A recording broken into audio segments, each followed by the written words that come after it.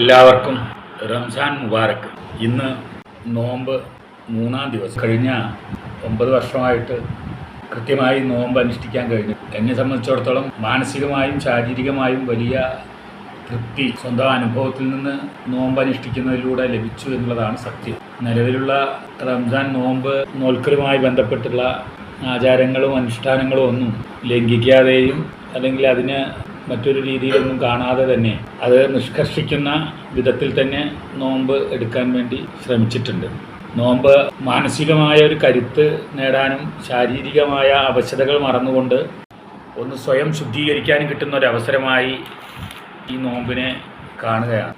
എന്തായാലും 10ാമത്തെ വർഷത്തിലേക്കാണ് എൻ്റെ ഈ വ്രതാനുഷ്ഠാനം ഉള്ളത്. റംസാൻ നോമ്പ് പോലെ തന്നെ മറ്റ് നോയമ്പുകളും വ്രതാനുഷ്ഠാനങ്ങളും പാലിക്കാനും നോമ്പ് അനുഷ്ഠിക്കാനും ഒക്കെ തന്നെ ശ്രമിക്കാറുണ്ട്. എന്തായാലും സ്വയം ശുദ്ധീകരിക്കാൻ, ശരീരത്തെ ശുദ്ധമാക്കാൻ, മനസ്സിനെ ശുദ്ധമാക്കാൻ കിട്ടുന്ന ഏതൊരു അവസരവും ഉപയോഗപ്പെടുത്തുക എന്നുള്ളത് മാത്രമാണ് ഇതിൻ്റെ എന്നിലുള്ള ഒരു വിശ്വാസം. എല്ലാവർക്കും റംസാൻ മുബാറക്ക്.